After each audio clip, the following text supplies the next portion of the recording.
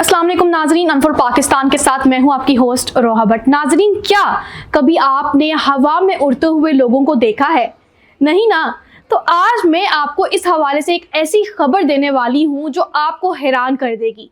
खबर है हमारे हमसाया मुल्क चीन के हवाले से, जहां पर मुमकिन तेज़ हवाओं का सिलसिला जारी होने वाला है। जी नाजरीन, ये कहा जा रहा है कि आने वाले हफ्ते में ये सिलसिला जो है वो शुरू होगा और ये हवाओं का तसलसल इस कदर ज़्यादा होगा कि जिनका वजन 50 किलो से कम का है वो हमें हवा में उड़ते हुए दिखाई देंगे। वैसे तो हमें आजकल जो है पतंगे ही हवाओं में उड़ती हुई दिखाई दे रही हैं, लेकिन कभी आपने ऐसा सुना होगा कि लोग भी हवाओं में उड़ते हुए हमें नजर आएंगे? नहीं ना?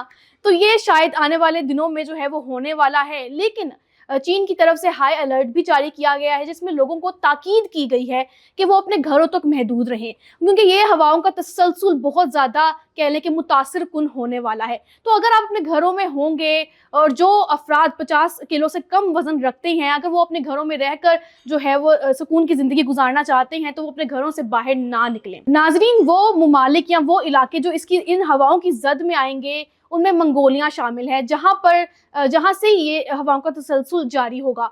क्योंकि मंगोलिया के बारे में ये कहा जाता है कि वो चीन और रशिया को जोड़ती है, तो ये भी कहा जा सकता है कि रशिया भी इसकी जद में आ सकता है।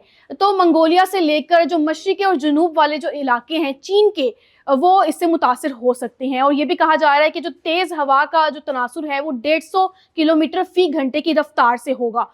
तो अगर आप इससे बचना चाहते हैं तो अपने घरों तक ही महदूद रहें। अगर आप चाहते हैं कि पतंगों की सूरत में आप नज़र ना आए हवा में, तो आप अपने घरों तक महदूद रहें और अपनी सुकून की ज़िंदगी जो है वो इंजॉय करें। बीजिंग, त्याजन और हैबी, ये चंद ऐसे ममालिक हैं और इलाके हैं जिनके लोगों को ताकीद की गई है कि वो अपने घरों तक महदूद रहें और साथ बैरूनी सरगर्मियों से परहेज करें। जो लोग चाहते हैं कि वो बाहरी इलाकों का सफ़र करें या जंगलात की तरफ रुख करें, तो वो थोड़ा ठहर जाएं ताकि ये तेज़ हवाओं का तसलसल एक दफ़ा ख़त्म हो जाए। उसके बाद ही आप जो सरगर्मियाँ हैं अपनी जारी रख सकते हैं। नाज़रीन, ये कहा जा रहा है कि ये हवाएं इस कदर मुतासिर कुन होंगी कि जो दर्जा हरारत चीन के अंदर जो गर्मी की शिद्दत इख्तियार किए हुए है वो शायद 13 डिग्री से कम हो जाएगा। ये कहा जा रहा है, कुछ ज़राए के मुताबिक ये भी कहना है कि चीन समेत जो रशिया है वो भी इसके असरात भुगत सकते हैं। तो मैं लोगों से भी यही तनकीद करूंगी कि आप अपने घरों तक महदूद रहें, बाहरी ममालिक का या बाहरी इलाकों का सफ़र मत करें जब तक ये तेज़ हवाओं का तसलसल ख़त्म नहीं हो जाता। नाजरीन, ग्लोबल वार्मिंग एक बहुत बड़ा एस्पेक्ट है इन सब चीज़ों का, क्योंकि हम देखते हैं कि चंद अरसे पहले अमेरिका के अमेज़न जंगलात में भी आग लगी थी, जो कि ग्लोबल वार्मिंग की वजह से ही लगी थी। और साथ ही पाकिस्तान के हवाले से बात की जाए तो पाकिस्तान में भी पानी की कमी की काफ़ी ज़्यादा जो है वो बातचीत चल रही है। मुख्तलिफ कहने के इख्तलाफात चल रहे हैं मुख्तलिफ सियासी पार्टीज़ के बीच।